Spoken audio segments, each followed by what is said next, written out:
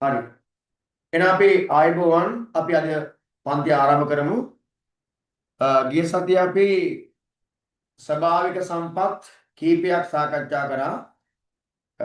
එතනින් අපිට ඉතිරි වුණා පුතා මේ මැණික් ගැන තමයි අපි අවසාන වතාවට කතා කරලා තියෙන්නේ.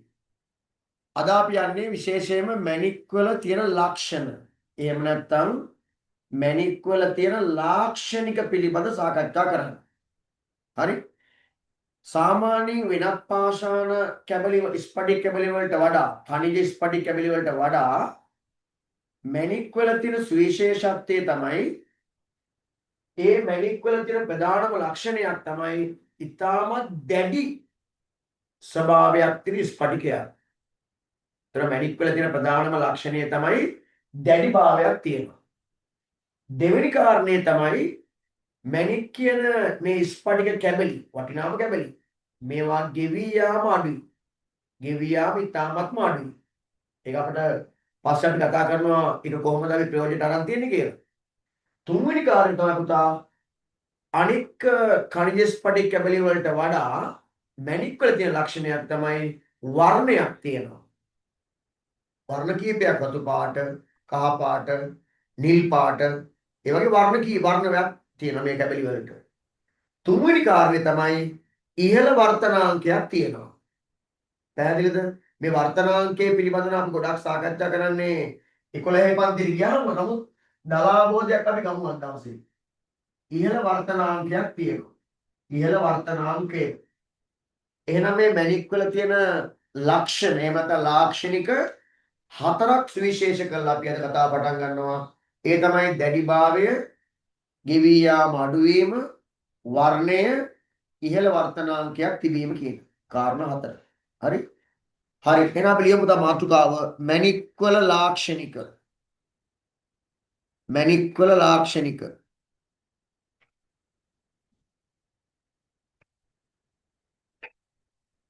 මැණික් වල ලාක්ෂණික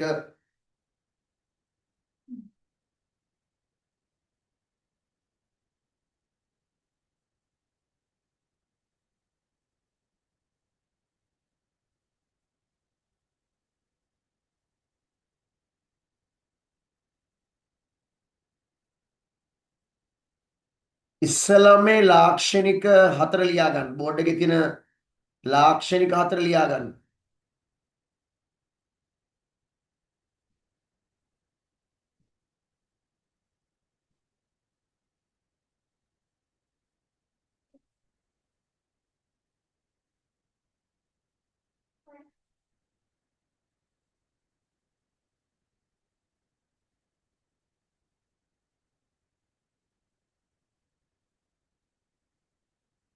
හරි?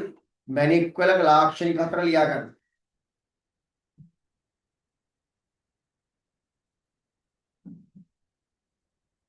හරි?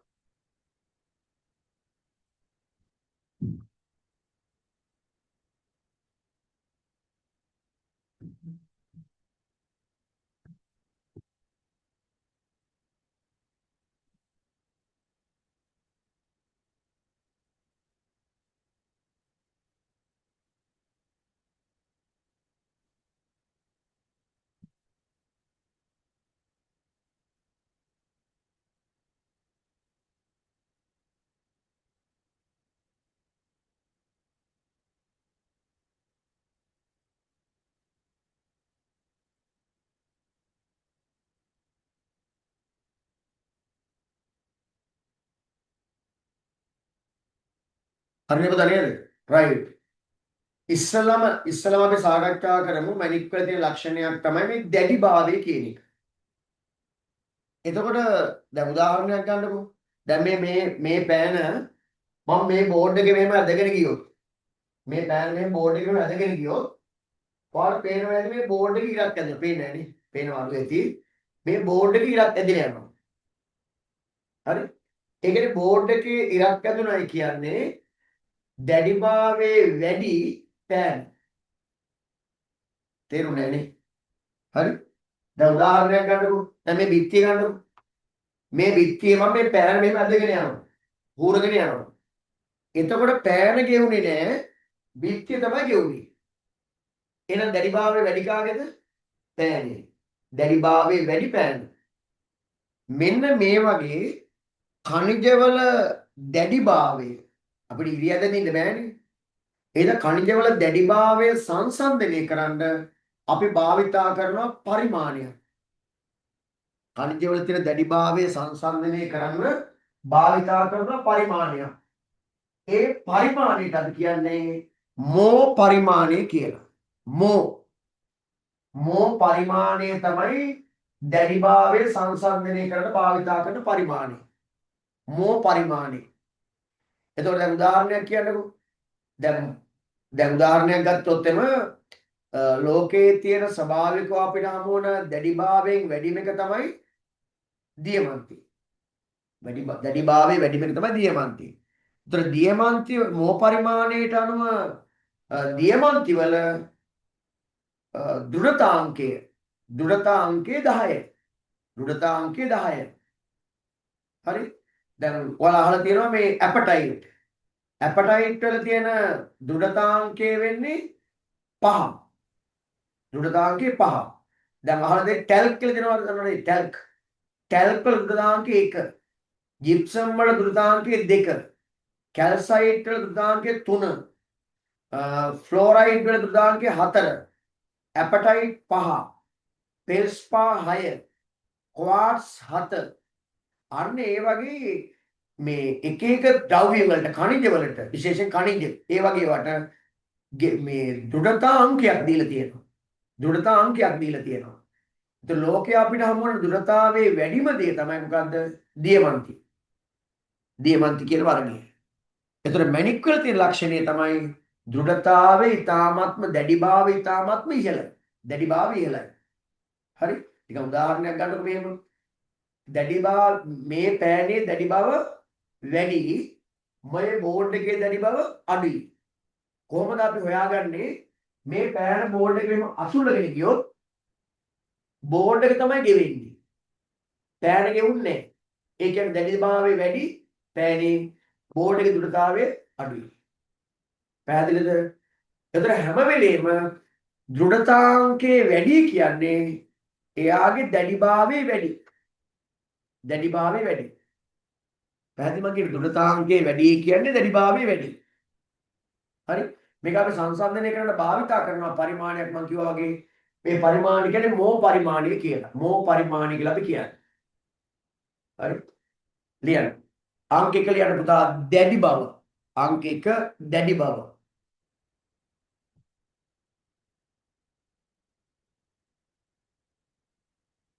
අංක 1 දැඩි බව. මම කියන වේගය වැඩි නම් කියන්න ඕනේ. හරි? මට බොඩි මැසේජ් ටිකක් දාන්න. දැඩි බව ලියන්න. ඛනිජවල දැඩි බව සැසඳීමට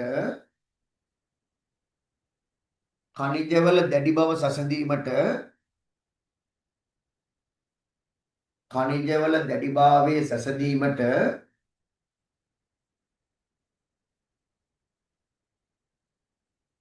භාවිතා කරන පරිමාණය මෝ පරිමාණයයි.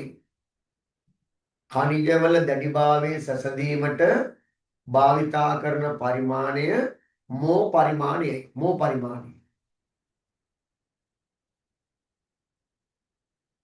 මෝ කියන පරිමාණයෙන් තමයි ඛනිජවල දැඩිභාවය සංසන්දනය කරන්නේ.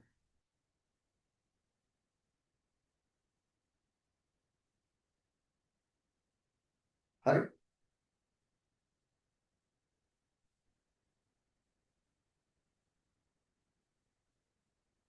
හරිනේ? හරිද පුතා? දැන් මම මෙන්න මේ දෙන ප්‍රශ්නයට උත්තරයක් ලියන්න. මේව ලියන්නකෝ. මේව ලියන්නකෝ. ඔයාලා දන්නවනේ තිරුවාන. තිරුවාන දන්නවනේ. බුදුපාර කැබලි තිරුවාන කැබලි. හරි. වීදුරුවක් උඩ වීදුරුවක් තිරුවාන කෑල්ල අරගෙන ඒ තිරුවාන කෑල්ලින් වීදුරුවේ මෙහෙම ඇදගෙන යනවා. හරි. තිරුවාන කෑල්ලක් අරගෙන වීදුරුව උඩ මෙහෙම ඇදගෙන යනවා. එහෙම ඇදගෙන ගියොත් වීදුරුව මත අපට කියන්නේ මකන්න බැරි විදිහට ඉරක් වදිනවද නැද්ද? ඉරි කෑල්ලක් වදිනවද නැද්ද? වදිනවා. ඉරි කෑල්ලක් වදියද නැද්ද? වදිනවා සර්. වීදුරුව මත තිරුවානා කැබැල්ලෙන් ඉරක් මෙහෙම ඉරක් මෙහෙම ඇදගෙන ගියොත් එහෙම අර වීදුරු පෘෂ්ඨය මත මෙහෙම නැගෙන්නේ නැති ඉරි කෑල්ලක් වදියද නැද්ද? අනිවාර්යෙන් වදිනවා. අනිවාර්යෙන් ඉරි කෑල්ලක් වදිනවා. එහෙනම් දැඩිභාවයේ වැඩි වීදුරු තිරුවානද? දැඩිභාවයේ වැඩි වීදුරු තිරුවානද? වීදුරුව උඩ තිරුවානා කැබැල්ලකින් වීදුරු. ඉරක් ගහන්න පුළුවන් නම් ගෙවුනේ වීදුරු කැබැල්ල. එහෙනම් දැඩිභාවයේ වැඩි කවුද? තිරුවානා. දෘಢතාවයේ වැඩි තිරුවානා. පැහැදිලිද? හරි. තරොද්දාලියන්. වීදුරුවක් මත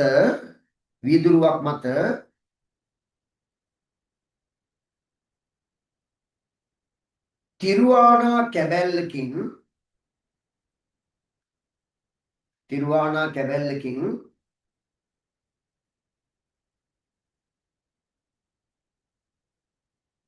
ඉරක් ඇඳිය හැක. ඉරක් ඇඳිය හැක. ඉරක් ඇඳිය හැක.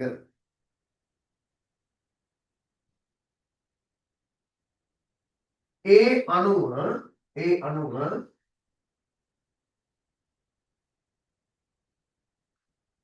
දෘಢතාවයේ වැඩි වන්නේ තිරුවානා වේ.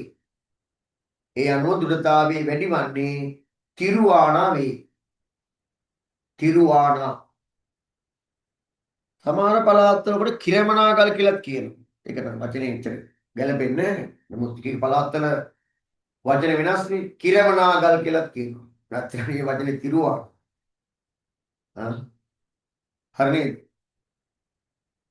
හරි පුතා. එතකොට මේ බලන්න. talc, gypsum, calcite, fluorite, apatite, feldspar, quartz, topaz, corundum, diamante. මම ඔය කිව්වේ කණිජ. හරි. ඔය හැම එකටම තියෙනවා දෘಢතාංකයක්. මම ඔයාලට දැන් දෘಢතාංක ටික ෂෙයා කරනවා. ස්ක්‍රීන් එකට දානවා. ඔයාලා ටග් ගාලා එක්කේ ඒ ද්‍රව්‍ය වල දෘঢ়තාංක ටික ලියා ගන්නවා. ඊට පස්සේ මම මේ බෝඩ් එකේ දාන ප්‍රශ්න වලට තප්පරෙන් දෙකෙන් උත්තර ලියලා දාන්න. රයිට්. ඔන්න මම ෂෙයා කරා. මොකද ෂෙයා කරන්නේ? ද්‍රව්‍ය වර්ග කිහිපයක දෘঢ়තාංක. හරි. ඔන්න මම ෂෙයා කරා. රයිට්. මම හිතන්නේ ෂෙයා වුණා. ඔව්. හරි. දැන් ඔයාලට පේනවා ඇති ද්‍රව්‍ය කීපයක දෘঢ়තාංක මම දාලා තියෙනවා බලන්න. ද්‍රව්‍ය කීපයක දෘঢ়තාංක මම දාලා තියෙනවා. බලන්න. ටැල්ක් වල දෘঢ়තාංක 1, ජිප්සම් 2, කැල්සයිට් 3, ෆ්ලෝරයිඩ් 4, ඇපටයිට් 5, ෆෙල්ස්පා 6, ක්වාර්ට්ස් 7, ටොපෑස් 8, කොරන්ඩම් කියනවා මැණික් වර්ග කොරන්ඩම්. එතකොට 9, දියමන්ති 10. පුතා ටග් ගාලා ෂණිකව ඉක්මනින් ඔය දෘතාංක ටික ගහගන්න.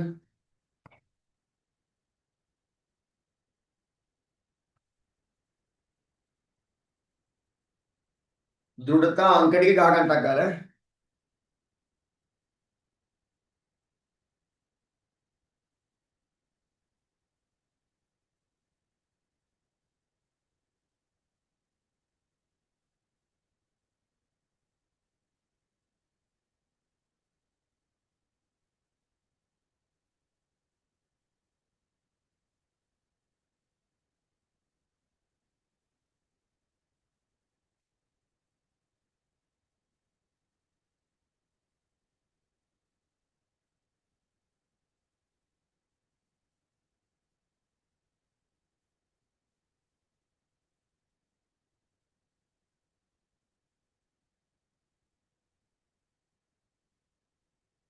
හරි.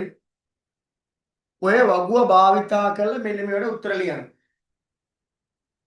එක දෘಢතාවය අඩුම khනිජය. අඩුම khනිජ වර්ගය.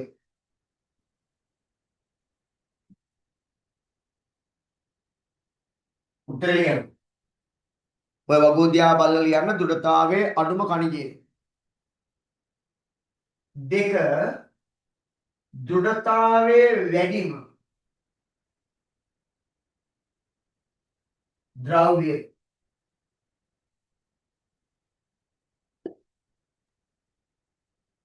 තුන අපේ නියපොත්ත තියෙනවා නේද? මේ අපේ නියපොත්තේ ගණනය කළා තියෙනවා දෘಢතාවයේ 2.2 කියලා. නියපොත්තක දෘঢ়තාවය නියපොත්තක දෘಢතාවය 2.2. හරි? ඒක හොයාගෙන තියෙනවා. එහෙනම් නියපොත්තෙන් සීරිය හැකි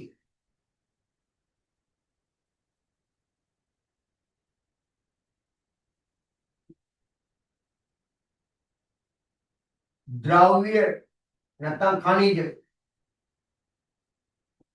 නියපොත්තෙන් සීරිය හැකි ද්‍රව්‍ය නැත්නම් khනිජ දෙකක් ක්ලියර්. දෙකක් ද්‍රව්‍ය දෙකක් ක්ලියර්. ඒක නියපොත්තෙන් මෙහෙම හූරන්න පුළුවන්. මෙහෙම නියපොත්තෙන් හූරන්න පුළුවන් khනිජ.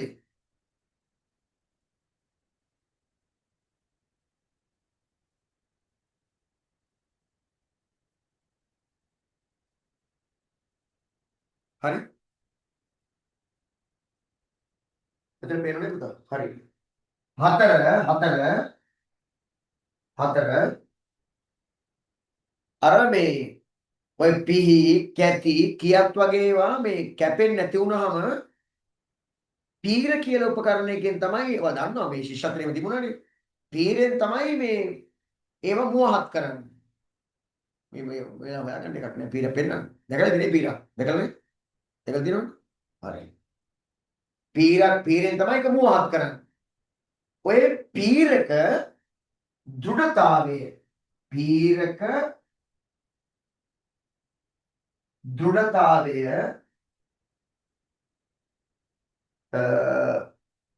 6.5යි. පීරක දෘಢතාවය 6.5යි. හරිනේ? හරිනේ?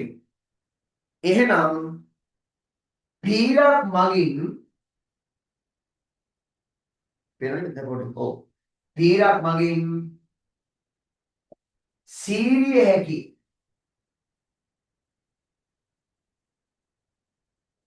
ඔය වගුවේ තියෙන ද්‍රව්‍ය දෙකක් කියන්න.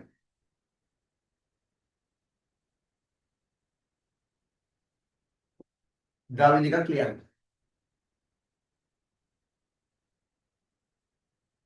හරිනේ?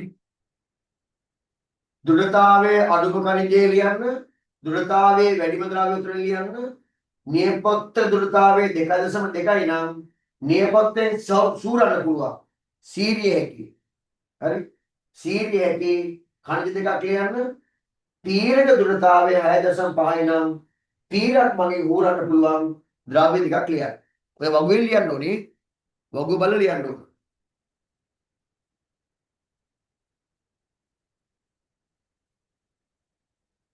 පුතා වගුව ගහගෙන ඉවරද?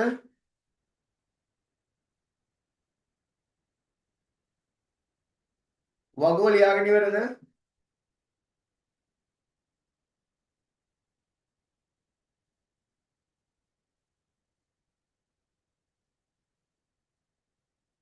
හරි නේද වගුව?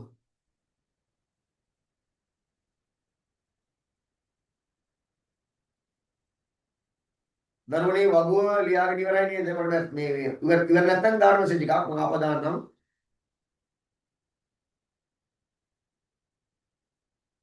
හරිනේ? දැන් එන ටක්කා ලියන්න පුතා.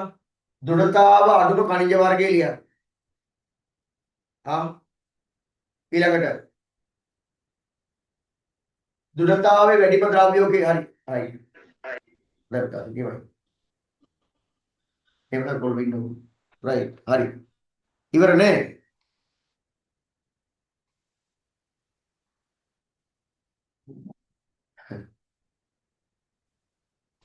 හරි. right. කියන්න.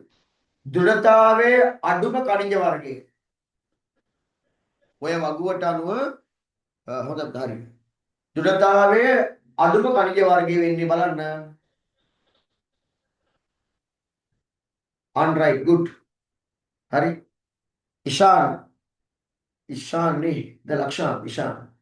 උත්තරය දුන්නට ගාලා. right.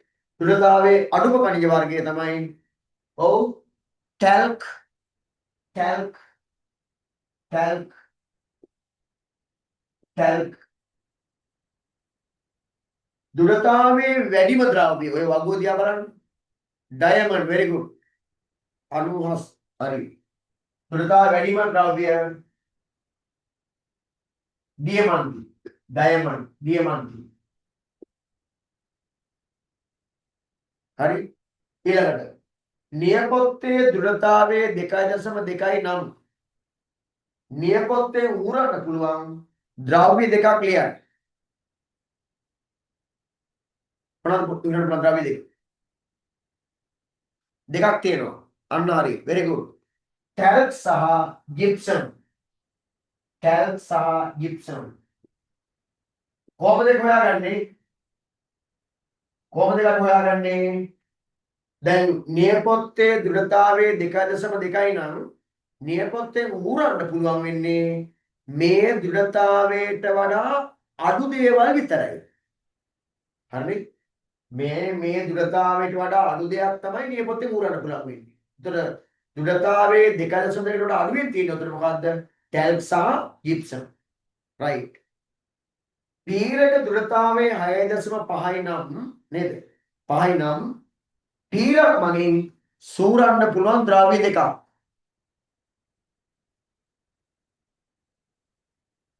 අන්න හරි. එකක් තමයි calcite අනිත් එක තමයි apatite. calcite සහ apatite. calcite සහ apatite. හරි. calcite සහ apatite.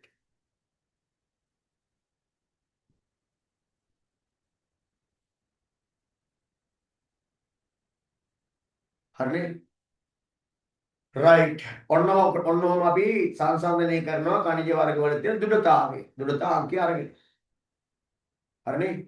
දැන් මැණික් කියන්නේ ලෝකයේ තියෙන දෘಢතාවයේ වැඩිම ද්‍රව්‍ය වලින් එකක්. හරිනේ? right. ඔය මේ මැණික් කිව්වම නිල් මැණික්, රතු මැණික්, පුෂ්පරාග, පද්මරාග.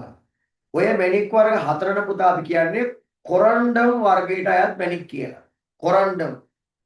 කොරන්ඩම් වර්ගයට අයත් මැණික් කියලා තමයි අපි කියන්නේ. කොරන්ඩම් වර්ගයට අයත් මැණික් මොනවාද? නිල් මැණික්, රතු මැණික්, පුෂ්පරාග, පද්මරාග. හරි? right. මේක ලියා ගන්න.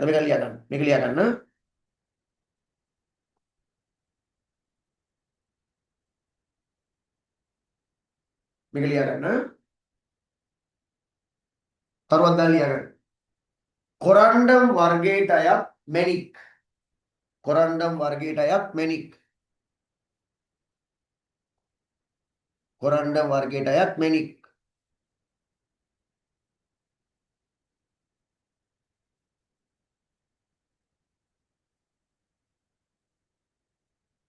කොරන්ඩම් වර්ගයට අයත් මැණික්.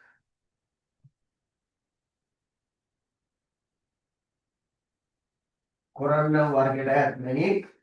ඒ අතට පාවල ලියන්න. නිල් මැණික්.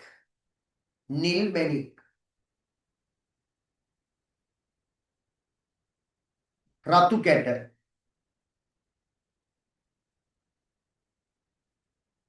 කැට.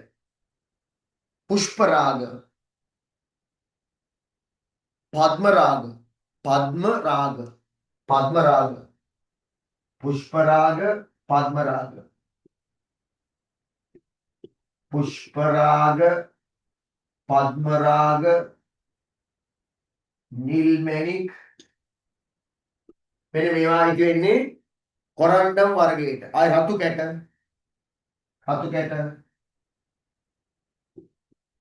මෙන්න මේ තමයි කොරන්ඩම් වර්ගයට අයත් මැණික් වර්ග. හරි මේවා ඉතාමත් දැඩි දැඩි මැණික් වර්ග. දැඩි. හරි. රයිට්. ඔන්න ওই ටික දැනගත්තම ඇති මැණික් වල දැඩිභාවය පිළිබඳව. ඊළඟට අපි බලමු මැණික් වල තියෙන දෙවෙනි ලක්ෂණය තමයි ගෙවි යාම අඩුවීම. ගෙවි යාම අඩුයි. ද සාමාන්‍ය දෙයකට වඩා දැන් ඇත්තට මැණික් වල මේ ගෙවි යාම කියන ලක්ෂණය එන්නේ දැඩිභාවයත් එක්ක. ගෙවි යාම අඩුවීම සිද්ධ වෙන්නේ මැණික් වල තියෙන දැඩිභාවය හින්දා. මේ නිසා තමයි ඔය අපේ රටේ නම් නෙවෙයි අපේ රටේ කරන ඉස්සරහ තියෙන්නේ දිනක් දැන්න ගියම නැහැ මේ ඔය ගොඩාක් හොඳ අත්ොරලොස් තියෙන්නේ. මිල ගණනේ ඉතාමත් ඉහළ අත්ොරලොස් තියෙනව නේද? ඒ අත්ොරලොස් වල අර කැරකෙන බෙයාරින් කොටස බෙයාරින් හදලා තියෙන්නේ ගොඩාක් වටිනා ඔරලොස් වල මැණික් වලින්. ඔරලොස් වල අර කැරකෙන බෙයාරින් කොටස බෙයාරින් හදලා තියෙන්නේ ගොඩාක් මේ වටිනාකමෙන් වැඩි ඔරලොස් වල දැන් අපි දාන සාමාන්‍ය ඔරලොස් නෙවෙයි මම කියන්නේ. හරි වටිනාකමෙන් ඉහළ ඔරලොස් වගේ තියෙනවානේ. දැන් විශේෂයෙන් ලෝකේ ස්විට්සර්ලන්තේ ගොඩාක් ප්‍රසිද්ධ ඔරලොස් වල තියෙනවනේ නේද? ඒ වගේ රටවල් හදන ගොඩාක් අය ඉහළ මුදලක් වැය වටිනාකමෙන් වැඩි ඔරලොස් වල අර කැරකෙන බෙයාරින් කොටස හදලා තියෙන්නේ මැණික් වලින්. ඇයි ඒ මැණික් දැඩි ඒ නිසා ගෙවි යාම අඩුයි. නැත්නම් වඩ දෙයක් කරකිට ඇටි ගෙවුනොත් එම ඔරලොස් ඉවරයි. නේ? හරි. ක්ලියර්. දෙවෙනි ලක්ෂණය තමයි ගෙවි යාම.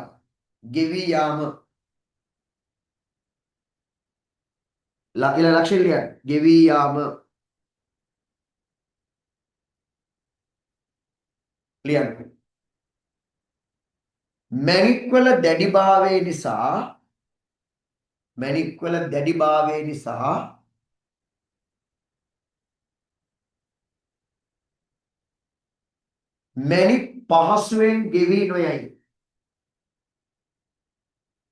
මැණික් පහසුවෙන් ගෙවි නොයයි.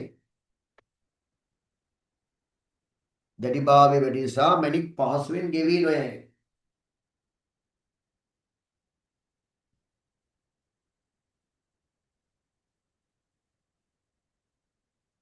මේ නිසා යාන්ත්‍රික අත්ොරලොසු පුතා යාන්ත්‍රික අත්ොරලොසු කියන්නේ මේ විදුලියෙන් වැඩ කරනව නෙවෙයි විදුලිය වැඩ කරනව නෙවෙයි යාන්ත්‍රික අත්ොරලොසු වල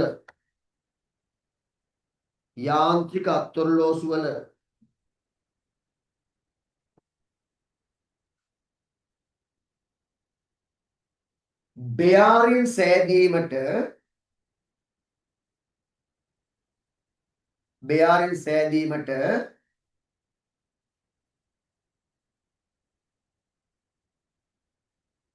මැණික් යොදා ගනී. බෙයාරින් සෑදීමට මැණික් යොදා ගනී.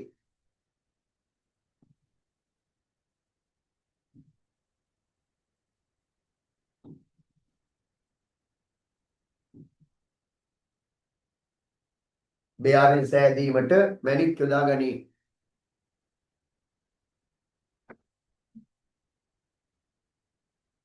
රයිට් අපි පුතා ඊළඟට යමු මැණික් වල ඊළඟ ලක්ෂණය කියන්න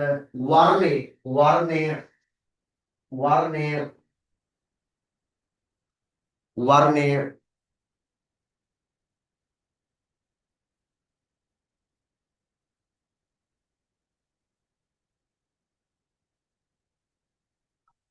හරි එතකොට අපි දන්නවා මැණික් වලට විවිධ වර්ණ තියෙනවා රතු පාට මැණික් තියෙනවා නිල් මැණික් තියෙනවා කහ මැණික් තියෙනවා ඒ වගේ එක එක මැණික් වර්ග තියෙනවා ඒ මැණික් වල තියෙන වර්ණය අනුව තමයි නම ලැබිලා තියෙන්නේ හරි එතකොට ඇත්තටම මේ මැණික් විශේෂී වෙලා තියෙන වැදගත්ම කාරණයක් තමයි වර්ණය දැන් කොච්චර වටිනාකමක් තිබ්බත් ගෙවි යන්නේත් නැත්නම් දැඩිත් වැඩි වුණාට වර්ණයක් නැත්නම් ඒක අපිට මේ ඔය ආභරණ වල හදන්න එහෙම ගන්න බෑනේ නේද?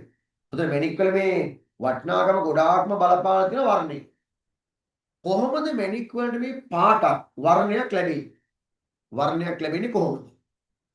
මම ඔයාලට කිව්වා මැණික් මේ අර පොළවට පාෂාණ වල සම්බන්ධ වෙලා හැදෙන වෙලාවක් තියෙනවනේ. ඒ පාෂාණ වලින් මැණික් හැදෙන අවස්ථාවේදී හැදෙන වෙලාවේදී මැණික් වලට එකතු වෙනවා මේ අංශු මාත්‍ර කියලා අපද්‍රව්‍ය අංශු මාත්‍ර අපද්‍රව්‍ය. ඒක සුළු ප්‍රමාණ වලින් එකතු වෙන අපද්‍රව්‍ය. අංශු මාත්‍ර අපද්‍රව්‍ය. මෙන්න මේ අංශු මාත්‍ර අපද්‍රව්‍ය වලින් තමයි මැණික් වලට වර්ණයක් ලැබෙන්නේ. පැහැදිලිද? ඒ මැණික් වල වටිනාකම ඇත්තට වැඩි වෙලා තියෙන්නේ වර්ණය නිසානේ. ඒතර මැණික් හැදෙන වෙලාවේදී මැණික් හැදෙන අවස්ථාවේදී මැණික් වලට එකතු වෙන අංශු මාත්‍ර අපද්‍රව්‍ය වලින් තමයි මැණික් වලට වර්ණයක් ලැබිලා තියෙන්නේ. පැහැදිලිද? හරි. අපි අහුවොත්ම මැණික් වල වර්ණ ලැබිලා තියෙන්නේ මොනවා නිසාද? අංශු මාත්‍ර අපද්‍රව්‍ය නිසා. හරි. ලියන්න පුතා මාතෘකාව වර්ණේ. අපි කතා කරන්නේ මැණික් වල ලක්ෂණ. පළවෙනි එක බැලුවා දැඩි භාගය. දෙවෙනි එක බැලුවා ගෙවී යාම අඩුවීම. තුන්වෙනි එක කතා කරනවා වර්ණේ. ලියන්න. මැණික් වල වටිනාකම වැඩි වී ඇත්තේ මැණික් වල වටිනාකම වැඩි වී ඇත්තේ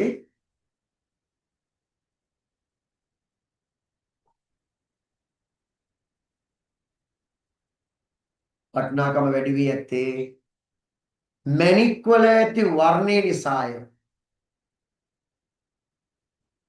මැණික් වල ඇති වර්ණය නිසාය. මැණික් වල ඇති වර්ණය නිසාය.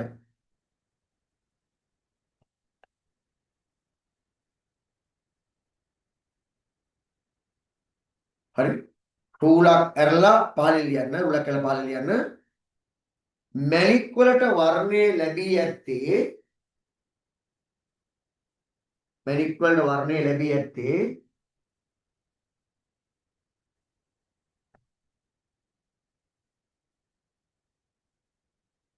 මැණික් හට ගන්නා අවස්ථාවේදී මැණික් හට ගන්නා අවස්ථාවේදී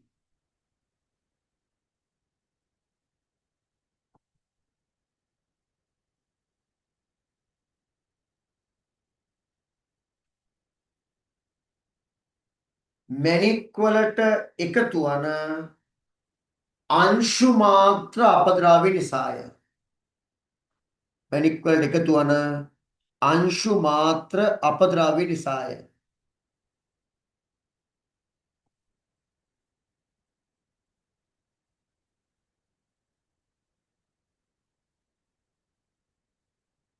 අංශු මාත්‍ර අපද්‍රව්‍ය නිසාය.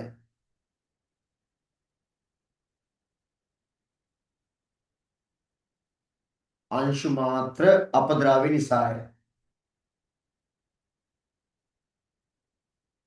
හරිනේ? අංශු මාත්‍ර අපද්‍රව්‍ය නිසාය. right? ඔන්න පුතා මැණික් වල තුන්වෙනි ලක්ෂණය අපි අවසන් කරනවා මොකද්ද? පළවෙනි එක දැඩිභාවය, දෙවෙනි එක ගෙවී යාම අඩුවීම, තුන්වෙනි එක වර්ණය. හතරවෙනි එක ලියන්න ඉහළ වර්තනාංකයක් තිබීම. ඉහළ වර්තනාංකයක් තිබීම. ඉහළ වර්තනාංකයක් තිබීම.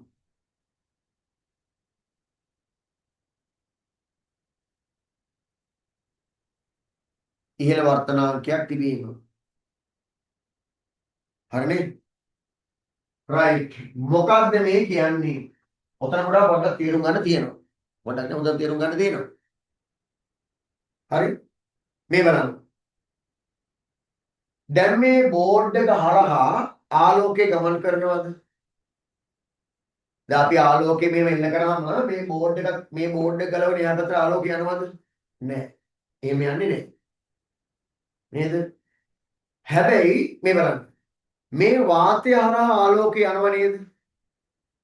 ජලය තුලින් ආලෝකය යනව නේද? වීදුරු වලින් ආලෝකය යනව නේද? අන්න. ඒතර මෙන්න මේ වගේ ආලෝකයේ ගමන් කරන ද්‍රව්‍ය වලට අපි කියනවා දරුවනේ පාරදෘශ්‍ය මාධ්‍ය කියලා. ආලෝකයේ ගමන් කරන ද්‍රව්‍ය වලට මොකක්ද අපි කියන්නේ? පාරදෘශ්‍ය මාධ්‍ය. පාරදෘශ්‍ය මාධ්‍ය. ආලෝකයේ ගමන් කරනවා නම් යම් ගමන් කරන ද්‍රව්‍ය වලට අපි කියන පාරදෘශ්‍ය මාධ්‍යයක්. දැන් මේක පාරදෘශ්‍ය මාධ්‍යයක් නෙවෙයි. ඇයි?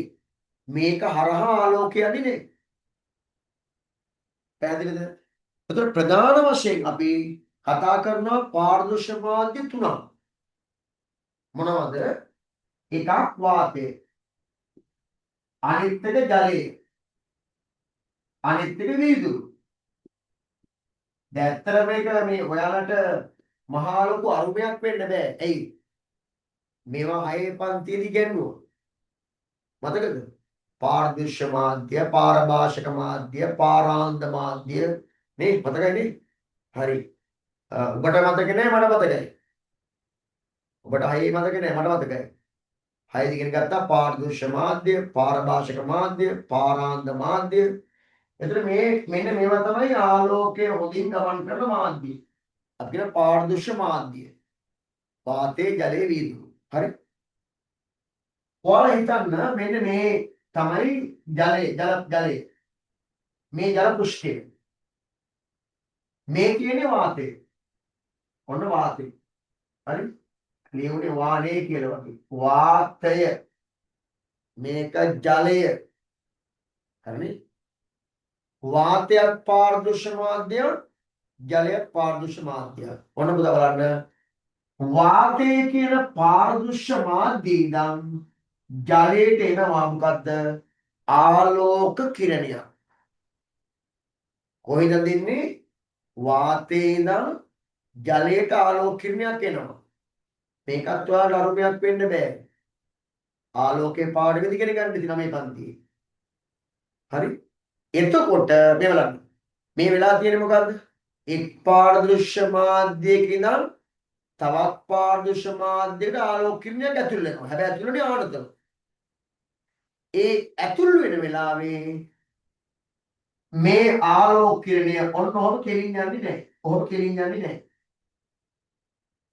කෙලින් ගමන් කරන්නේ නැහැ. කොහොමද ගමන් කරන්නේ?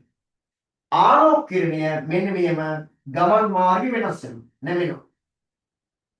ආලෝක කිරණේ ගමන් මාර්ගය වෙනස් වෙනවා. මොකද්ද උනේ? එක් පාරදෘශ්‍ය මාධ්‍යයක ඉඳන් තවත් පාරදෘශ්‍ය මාධ්‍යයකට ආලෝකයේ ගමන් කරනකොට ගමන් මාර්ගය වෙනස් වෙනවා. හරි? මෙන්න මේ ගමන් මාර්ගයේ වෙනස් වීම මනින්නේ මොකෙන්ද? වර්තනාංකේ. පැහැදිලි? එක් පාරදෘශ්‍ය මාධ්‍යයක ඉඳන් තවත් පාරදෘශ්‍ය මාධ්‍යයකට මේ ආලෝක කිරණයක් ගමන් කරනකොට මෙහෙම නැමෙනවා.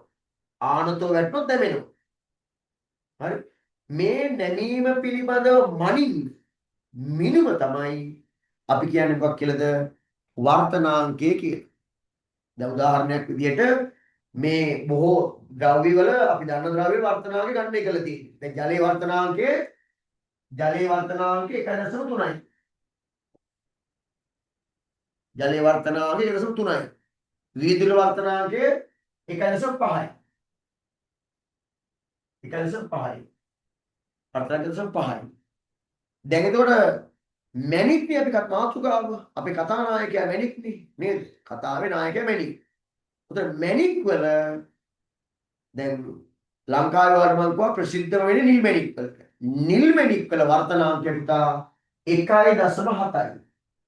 නිල් මැණික් වල වර්තනාංකය 1.7යි. දැකද? වර්තනාංකය ඉහළයි. දියමන්ති වල දන්නවද? දියමන්ති වල වර්තනාංකය 2.4යි. 2.4යි. 2.4යි. වරපේනවා.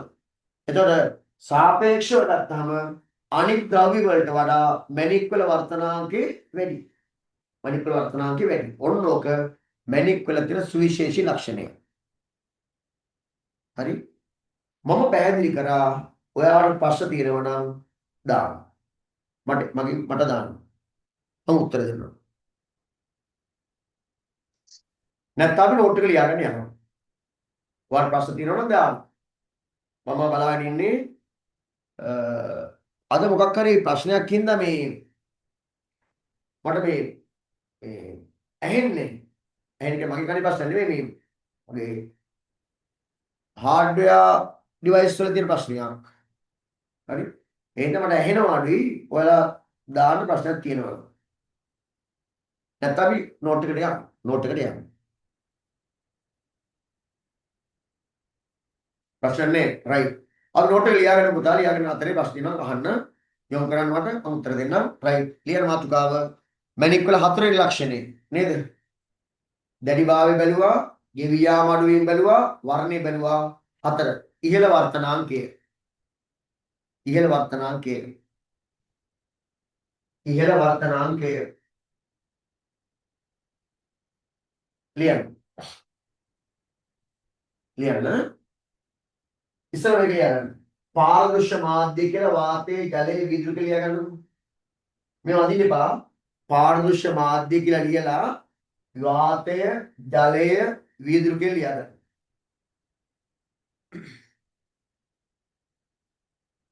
වාතය ජලය විදුලි.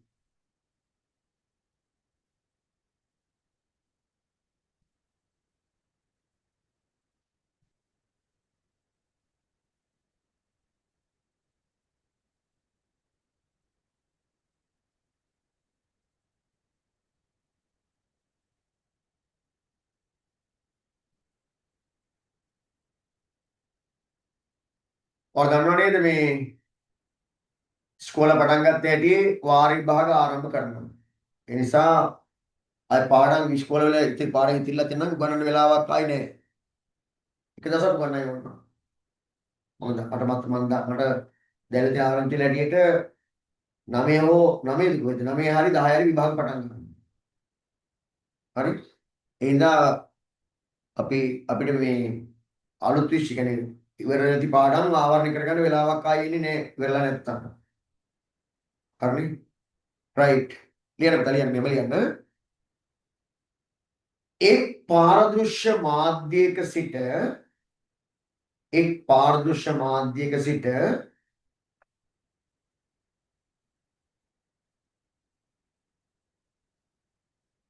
තවත් පාරදෘශ්‍ය මාධ්‍යයකට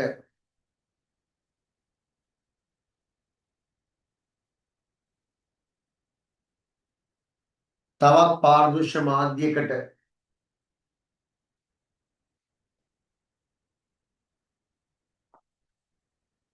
තවත් පාරදෘශ්‍ය මාධ්‍යයකට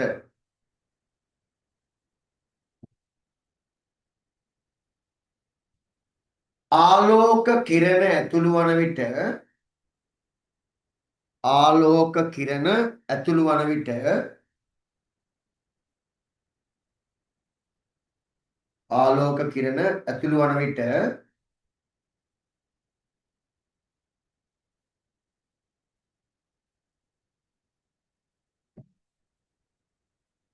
ආලෝක කිරණේ ගමන් මඟ වෙනස් වීමේ මිනුම් ආලෝක කිරණේ ගමන් මඟ මේ ආලෝක කිරණේ ගමන් මඟ වෙනස් වීමේ මිනුම වෙනස් වෙලානේ තියෙන්නේ මේ වෙනස් වීමේ මිනුම ආලෝක කිරණේ ගමන් මඟ වෙනස් වීමේ මිනුම වර්තනාංකයයි වර්තනාංකයයි වර්තනාංකයයි හරි වර්තනාංකයයි පුතා මේක අඳ ගන්න පොඩ්ඩක් මේ දැන් උදාහරණයක් තමයි වාතයේ ඉඳන් ජලයට ආලෝකයකට මෙන්න නැමෙනවා මේ නැමෙන එකේ මිනිම තමයි වර්තනාංගය කියන්නේ පොඩ්ඩක් මේක අඳ ගන්න මේක අඳ ගන්න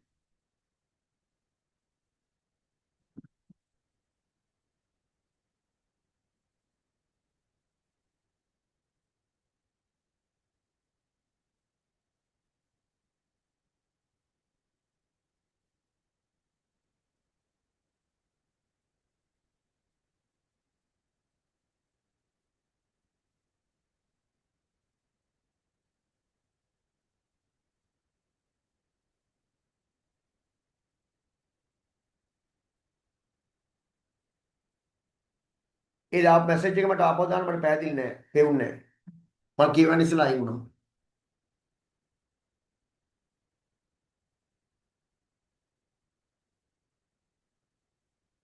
මට මේ මැසේජ් එක කියව ගන්න බැන්නවා. ආයෙ කතාව පේපර්ස් කරනවාද කියලා පේපර්ස් කරනවා.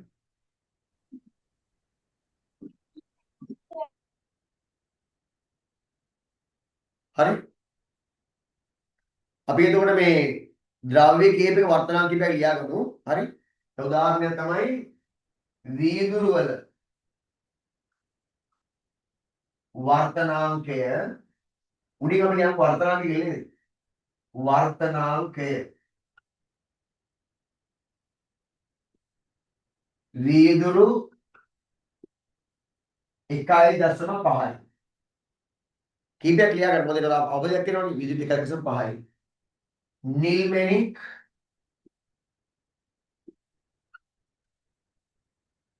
වර්තනාංකය 1.7යි. හරි. ඊට පස්සේ දියමන්ති ඒවල් පැහැදිලිව පේනවා මේ මැණික් වල වර්තනාංකය වැඩි කියන එක. දියමන්ති 2.4යි. ලියගන්න.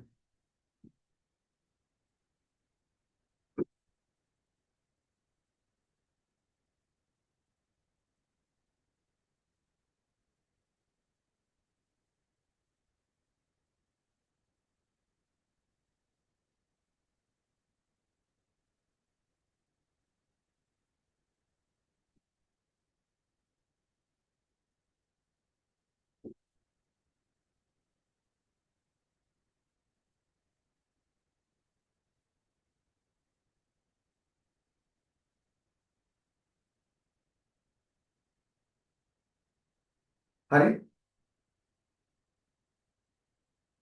වීදුරු වල වර්තනාංක 1.5යි. නිල්මැණික් වල 1.7යි. දියමන්ති වල 2.4යි. එතන පුතා දැන් මගේ තියෙන ප්‍රශ්නේ තමයි මේක අපිට මැණික් වලට වැදගත් වෙන්නේ කොහොමද? මේ වර්තනාංකයේ වැඩි වීම වැදගත් වෙන්නේ කොහොමද? මෙන්න මෙහෙම බලන්න. දැන් මේක මැණික් ගලක් හිතන්නකෝ. ඔක මැණික් ගලක් හිතන්නකෝ. තවත් ඔක වෙන්නේ මැණික් ගල. හරි. එතකොට දැන් මේකේ වර්තනාංක ගොඩක් ඉහළයි. වර්තනාංක ගොඩක් ඉහළ එකක්. හරි. එතකොට මේ මැණික් ඇතුළට ආලෝක කිරණයක් කොහොම ඇතුළුනා කියන්නකෝ. ඒතර අනිවාර්යයෙන් මොකද වෙන්නේ නැවෙනවා. හරි. නැවෙනවා. දැන් මෙයාගේ වර්තනාංක ගොඩක් වැඩිනේ. ඒ හින්දා මොකද වෙන්නේ? මේ ආලෝක කිරණ මේක ඇතුලේ වැඩි වාර සංඛ්‍යාවක් නැවත නැවත පරාවර්තනය වෙනවා. මේක ඇතුලේ නැවත නැවත වැඩිපුර පරාවර්තනය වෙනවා. පැහැදිලිද? මේක ඇතුලේ ආලෝක කිරණ නැවත නැවත පරාවර්තනය වෙන ඇතුලේ. එතකොට මොකද වෙන්නේ? අපිට මේකේ පේනවා දිස්නයක්. මැණික් වල දිස්නයක් ඇති වෙනවා. ඒවල් ගහුවොත් තමයි මැණික් වල දිස්නයක් ඇති වෙන්නේ කොහොමද? මැණික් වල වර්තනාංකය ඉහළයි. ඒ හින්දා මැණික් වලට ඇතුළු වන ආලෝක කිරණයක් මැණික් ඇතුලේ නැවත නැවත පරාවර්තන වීම නිසා තමයි මැණික් වල මේ වගේ වැඩි දිස්නයක් ලැබිලා තියෙන්නේ. මොකද කියන්නේ? පැහැදිලිද නැද්ද? පුතා මොකද කියන්නේ පැහැදිලිද නැද්ද? මේ ප්‍රශ්න උත්තර දෙන්න පුළුවන්ද? මැණික් වල දිස්නයක් ඇතිවන්නේ ඇයි? මැණික් වල වර්තනාංකයේ වැඩි. ඒ නිසා මැණික් තුල ඇතුළු වන ආලෝක කිරණ මැණික් තුල නැවත නැවත මොනවා වෙනවද? පරාවර්තනය වෙනවා. ඒ නිසා මැණික් වල දිස්නයක් ලැබිලා තියෙනවා. හරි? ලියන්න. තරවත් දාලිය තරවත් හරි. තරවත් දාලිය හරි. රයිට්. තරවත් දාලිය. වෙනම ලියන්න. තරවත් දාලා මැණික් වල වර්තනාංකයේ ඉහළ නිසා මැණික් වල වර්තනාංකයේ ඉහළ නිසා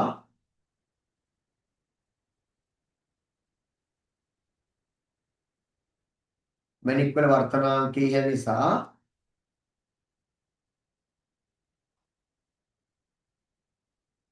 මැණික් තුලට ඇතුළු වන ආලෝකය මැණික් තුලට ඇතුළු වන ආලෝකය මැණික් තුලට ඇතුළු වන ආලෝකය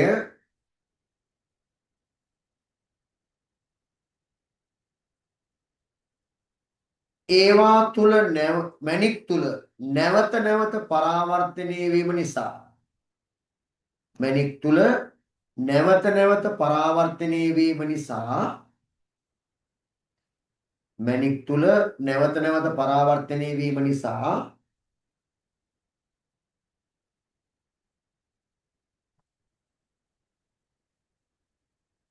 මැණික් වලට දිස්නයක් ලැබී තිබේ. මැණික් වලට දිස්නයක් ලැබී තිබේ. මැණික් වලට දිස්නයක් ලැබී තිබේ.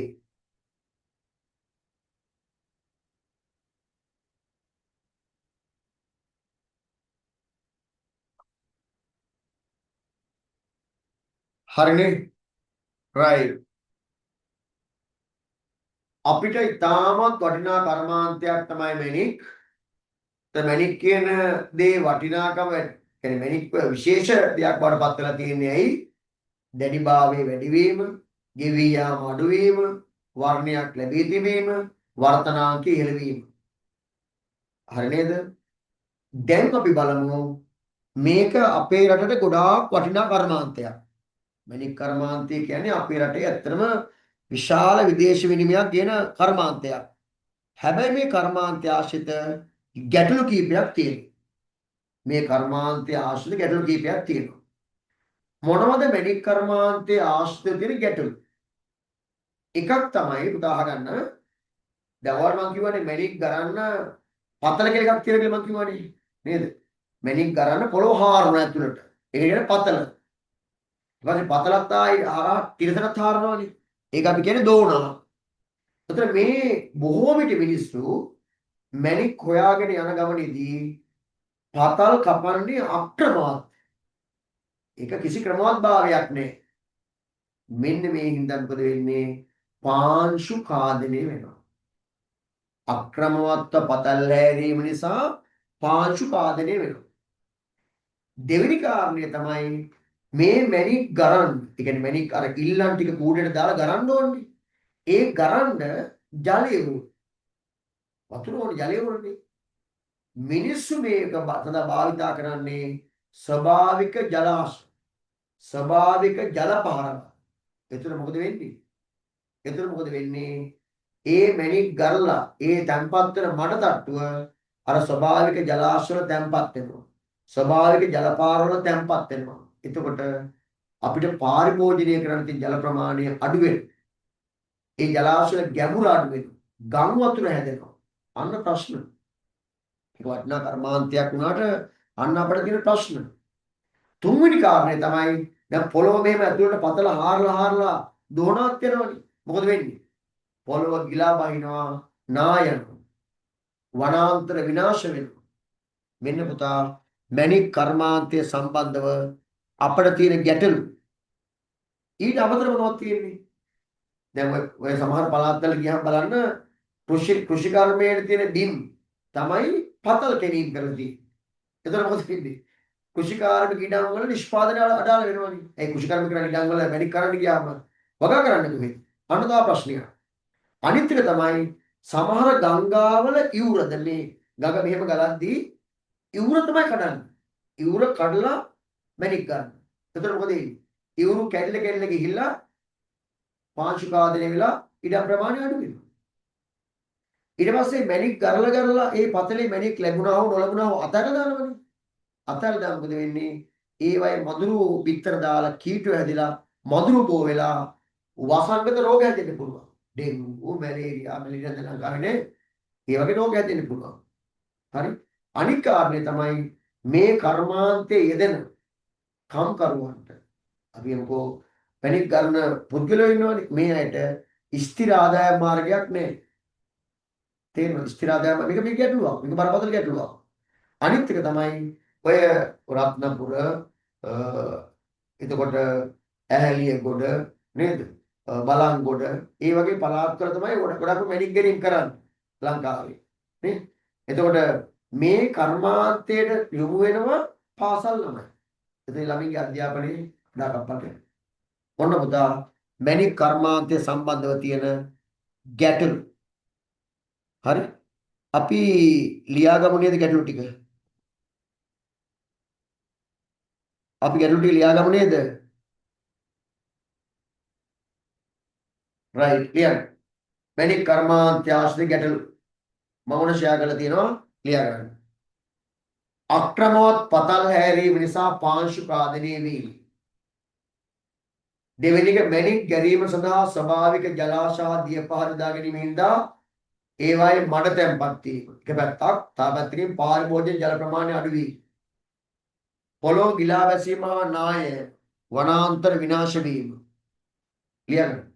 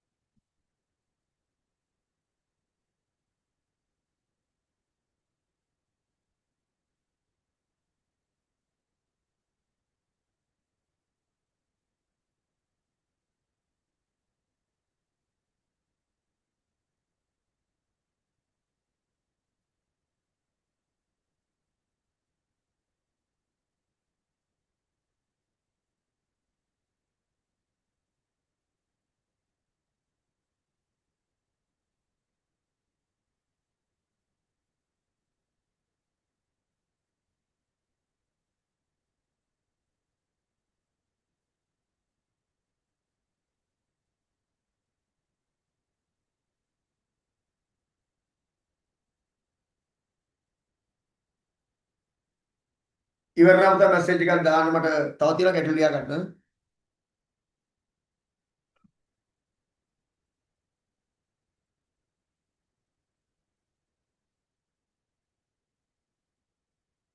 මැණික් කර්මාන්තයේ ආශ්‍රිත ගැටළු. මේ ගැටලුව විශ්ල ගන්න ඕන. විශ්ලගත්තොත් කර්මාන්තයක් විදිහට මීට වඩා ලොකු ගමනක් අපිට යන්න පුළුවන්.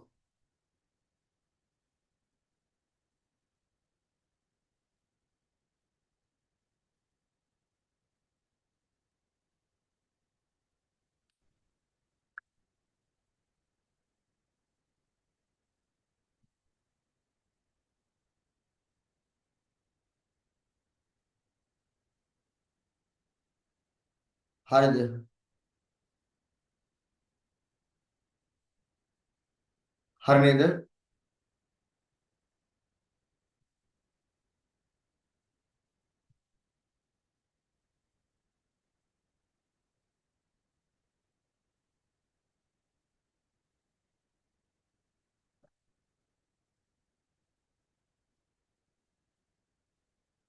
හරිද පුතා?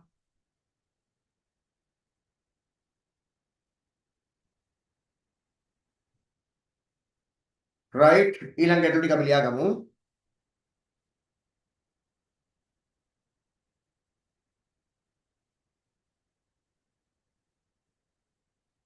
ඔන්න ඊළඟ ටික. වගා බිම් වල පතල් කැඩීම නිසා කෘෂි නිෂ්පාදනය අඩාල වීම.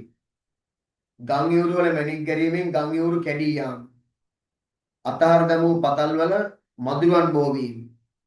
කම්කරුවන් ස්ථිර මාර්ගයක් ආදාය මාර්ගයක් නොමැති වීම. ශිෂ්‍යයෝ දරුවෝ පතල් කර්මාන්ත යොමින් හින්දා අධ්‍යාපනය කඩාකප්පල් වීම. හරි මේක බරපතල ප්‍රශ්නයක්.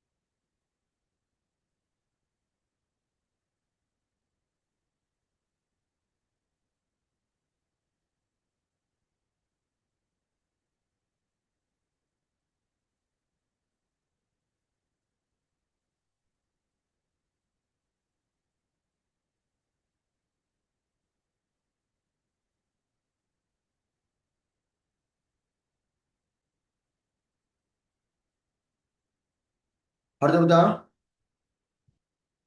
ඉවරයි නේද?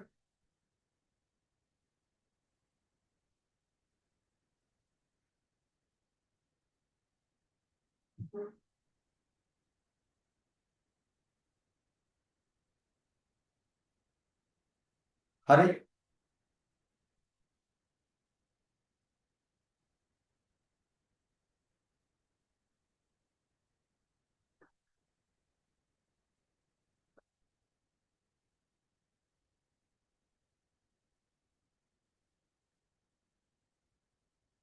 රයිට්. ඔන්න ඔතනින් මැනික් අවසන්. මැනික් කොටස අවසන් වෙනවා. හරි. උතර අපි කතා කරන්නේ පුතා ස්වභාවික සම්පත් තිරසර භාවිතය. අපි විතර ස්වභාවික සම්පත් දෙකක් මේ වෙද්දී අවසන් කරලා තියෙනවා. හරි. රයිට්. අපි තුන්වෙනි වර්ගයට යමු පුතා. ලියන මාතෘකාව ශාක. ශාක. ඊළඟ ස්වභාවික සම්පත ලියන මාතෘකාව ශාක.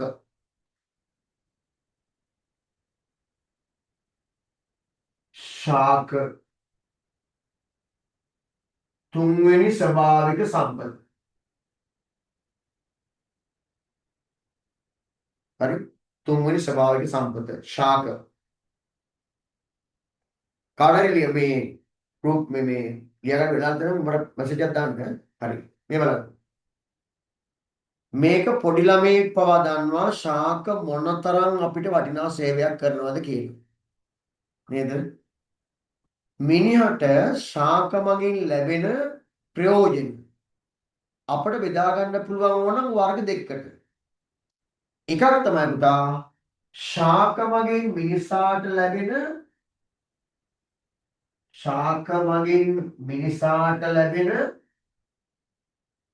ද්‍රව්‍යමය ප්‍රතිලාභ. ද්‍රව්‍යමය ප්‍රතිලාභ තියෙනවා. අනිත් මොනවද? ශාක මගින් මිනිසාට ලැබෙන ද්‍රව්‍යමය නොවන ප්‍රතිලාභයක් තියෙනවා. ශාක මගින් මිනිසාට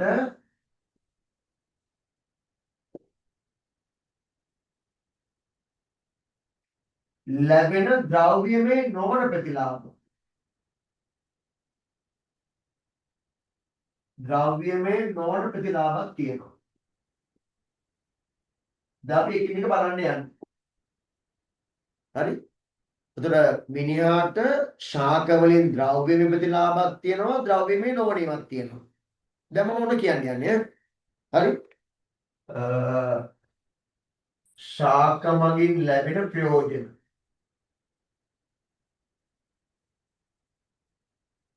ප්‍රතිලාභ කියලා දාන්න කොහෙද? ශාක මගින් ලැබෙන ප්‍රතිලාභ. ඒතර ශාක මගින් ලැබෙන ප්‍රතිලාභ වර්ග දෙකයි. ශාක මගින් මිනිසාට ලැබෙන ද්‍රව්‍යමය ප්‍රතිලාභ, ද්‍රව්‍යමය නොවන ප්‍රතිලාභ. ඔන්න වර්ග දෙකකට බෙදාගත්තා. දැන් මම ප්‍රතිලාභ එකින් එක කියාගෙන යන්නේ. ඒතර ඔයාලා කියන්න ඕන ද්‍රව්‍යමය දෙක ද්‍රව්‍යමය නොවනද කියලා. හරි. කුණගක් හමනකොට ඒ සුලං කුණාටුවක් කියන්නකෝ. කුණාටුවක් හමන වෙලාවේ ඒකට බාධකයක් විදිහට ශාක කටයුතු කරනවා. ඔයාලා දැකලා ඇති. ශාක දැවැන්ත තරංගයක් කරන සුළඟත් එක්ක මේ සුළඟේ වේගය අඩාල කරනවා. ඒක අපිට අවශ්‍යයි. ඒ කියන්නේ සුළං කුණාටුවට බාධකයක් ලෙස ක්‍රියා කිරීම. අන්න පුතා එතකොට ඒක ද්‍රව්‍යමයද? ද්‍රව්‍යමය නොවන. ඒක ද්‍රව්‍යමය නොවන එක. අන්න බලන්න. එහෙනම් ඔන්න සුළං කුණාටුවට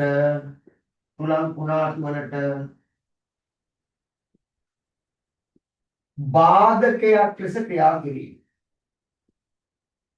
බාධකයක් ලෙස ක්‍රියා කිරීම. අන්න ශාක වලින් ලැබෙන ද්‍රව්‍යමය නොවන ප්‍රතිලාභයක්. ද්‍රව්‍යමය නොවන එක. හරි. ශාක වලින් අපිට ඉන්ධන සැපේනවා. නේද? දර, දහය, ලී කුඩු, පොල් කටු නේද? ඒවා ඉන්ද්‍රනේ. ඒතර ඒක මොකද්ද? ඒක මොකද්ද? ද්‍රව්‍යමය ප්‍රතිලාභය. ඉන්ධන ලැබීම. ඉන්ධන ලැබීම. ඒක ද්‍රව්‍ය ප්‍රතිලාභය. අපි තව එකක් ගමු. ශාක වලින් තමයි අපිට ආහාර ලැබෙන්නේ. අද දැන් කෑම කාලා තියෙන්නේ. දැන් කාපු කෑම මතක් කරන්නකෝ. දැන් කාලා නැත්තම් නෙදෙන්නේ. දවල් කෑම කෑවනේ. හරි. දවල් කාපු කෑම මතක් කරන්නකෝ. ඒ කෑම ඔක්කොම ලැබුණේ කොහෙන්ද? ශාකවල. එහෙනම් ශාක වලින් ලැබෙන ප්‍රතිලාභයක් තමයි ආහාර. එතන ඒක ද්‍රව්‍යමයද ද්‍රව්‍යමය නොවනද? ද්‍රව්‍යමය. එහෙනම් ඊළඟ තමයි ආහාර ලැබීම. ආහාර ලැබීම. ආහාර ලැබීම. තව එකක් අපි ගමු. ඔයාලා ගෙදර මේ විවිධ භාණ්ඩ හදලා නැද්ද ශාක වලින්? සමහරට ඔයාලා අද ඉස්කෝලේ යන සමහරට අත්තර මේ නිර්මාණ කරලා ඇති ශාක උරස් පාවිච්චි කරනවා. ඒ කියන්නේ විවිධ වස්තුන් සෑදීමේ අමුද්‍රව්‍යයක් විදිහට. විවිධ ද්‍රව්‍ය සෑදීමේ අමුද්‍රව්‍ය. ද්‍රව්‍ය වස්තු කියලා අපි ගමු. වස්තුන් සෑදීමේ අමුද්‍රව්‍ය. ඒකත් ද්‍රව්‍ය ප්‍රතිලාභයක්. අමුද්‍රව්‍ය වීම. අපි තව එකක් ගමු. තව එකක් ගමු. අලංකාරය ඇති වෙන විදි. මේ බලන්න අහගන්න හොඳ තේරුම් ගන්න. අලංකාරයට ද්‍රව්‍යමයද නැද්ද? නැහැ. right. හරි හරි. අලංකාරය ශාක වදා කරන අලංකාරය. දැන් ඔයාලා ගෙදර ඉංග්‍රීසි ශාක වදා කරලා අලංකාරයට. හැබැයි ඒක ද්‍රව්‍ය ප්‍රතිලාභයක් නෙවෙයි. ඒක ද්‍රව්‍යමය නෙවෙයි. හරි තව එකක් මට කියන්න. වාතය ලැබීම. නේ අපි මෙහෙම කියමුකෝ. වායුගෝලයේ තියෙන කාබන් ඩයොක්සයිඩ් අඩු කරනවා. වායුගෝලයේ කාබන් ඩයොක්සයිඩ් අඩු කිරීම. ඒක අපට ලැබෙන ද්‍රව්‍යමය එකක්ද ද්‍රව්‍යමය නොවන එකක්ද? ද්‍රව්‍යමය නොවන. ද්‍රව්‍යමය නොවන එකක්ද? වායුගෝලයේ කාබන් ඩයොක්සයිඩ් අඩු කිරීම. ඒක ද්‍රව්‍යමය නොවන ප්‍රතිලාභයක්. අපට ලැබෙන්නේ නැහැ නේද? නේ? ඊට පස්සේ තව එකක් ගන්නකො තව එකක් ගන්නකො. වැසි ලැබීමට දායක වෙනවා. වැසි ඇති කිරීමට. එතකොට ඒක ද්‍රව්‍යමය නොවන ප්‍රතිලාභයක්. ඔන්න ඔය විදිහට අපිට මේ ශාක වල ලැබෙන ප්‍රතිලාභ ද්‍රව්‍යමය හා ද්‍රව්‍යමය නොවන කියලා කොටස් දෙකකට වෙන් කරගන්න පුළුවන්. ඊට අමතරව පුතා ඖෂධ ලැබීම. ඖෂධ ලැබීම.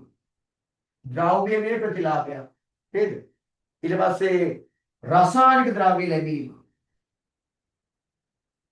රසායනික ද්‍රව්‍ය ලබා ගැනීම ලැබීම.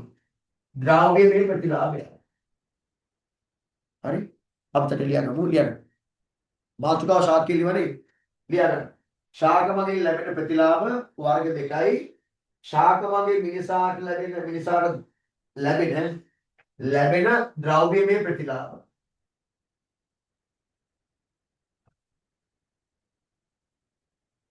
මෙහෙම ලියමු. ද්‍රව්‍යමය ප්‍රතිලාභ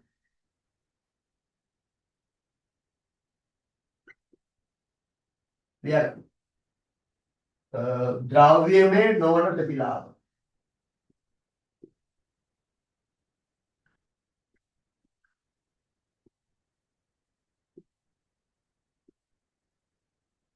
කොහොම ලියන්න? ද්‍රව්‍යමය ප්‍රතිලාභ ද්‍රව්‍යමය නොවන ප්‍රතිලාභ.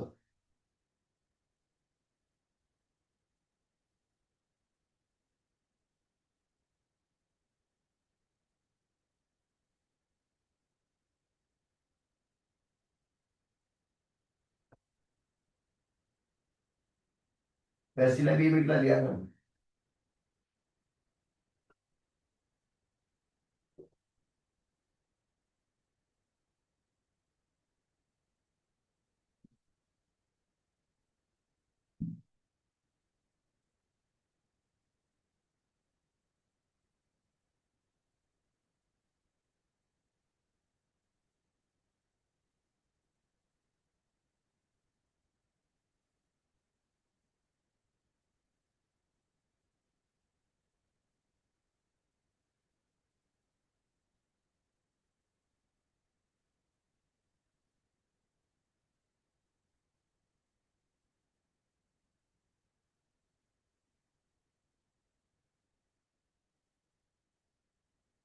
හරිද පුතා?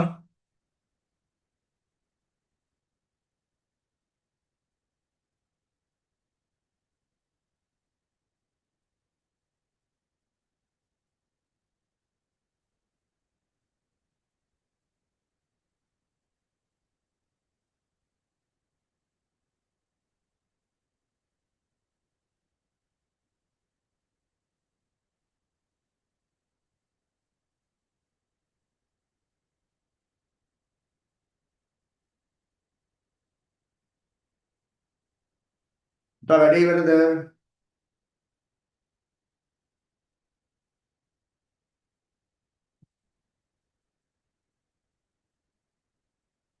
හරි. එතන ඔන්න අපි ශාක වැඩේ පටන් අරගෙන තියෙන්නේ. හරි. ලබන සතියේ මේ පාඩම අපි ඉවර කරනවා. ලබන සතියේ තාමත් වටින කොටසක් අපි කරන්නේ ශාකවල විවිධ ප්‍රයෝජන වර්ග ටික ඔයාලා මෙතෙක් කතා නොකරපු කියන්නේ මෙතෙක් ඔයාලා විෂය කොටස් වල හමු නොවුනේ. ඔය මැනික්කම හම්බෙලා නැහැනේ. මැනික් කර්මාන්ත කියන හම්බෙලා නැහැනේ. මේ වගේ කොටස් කීපයක් ශාක සම්බන්ධ ඉදිරියේ තියෙනවා. අපි කියන අනිත් පන්තිවල අපිට හමු නොවුනේ. දැන් ජලේ නම් අපිට පොඩි කාලේ ඉගෙන ගන්න දේවල් නේද? ඒ වගේ දේවල්. නමුත් ශාක වල අපිට මෙතෙක් 6 7 8 පන්තිවල හමු නොවුණු කොටස් කීපයක් තියෙනවා. ඒවල අපිට දෙවි සාකච්ඡා කරනවා. එතකොට යම් කිසි කෙනෙක්ට මේ පාඩමේ මුළු පාඩම සම්බන්ධ වෙන්න බැරි වුණොත් මම ඔයාලට මේකේ වීඩියෝ එක ගෲප් එකට දාන්නම් ඒක අධ්‍යයනය කරන්නත් පුළුවන්. හරි? ඕනම කෙනෙක්ට පන්තියට සහභාගී වෙන්න පුළුවන් කිසිදු බාධාවක් වර්ග කිරීමක් ભેදයක් නැත. අරමුණ විභාගයට පෙර විෂය නිර්දේශ ආවරණය කර ගැනීමට ඔබට අත්ලක් දීම පමණයි. එහෙනම් අපි අදට පාඩම સમાપ્ત කරනවා. හරිනේ? මම සිකුරාදා කියලා කියන්නේ නැහැ. ලබන සතියේ මේ වගේ වෙලාවක අපි නැවත මුණ ගැහෙනවා. ශාක කොටස අවසන් කිරීමේ බලාපොරොත්තු වෙයි. එහෙනම් හැමෝටම සුබම සුබ රාත්‍රියක් වේවා. පුදා ආයුබෝවන්.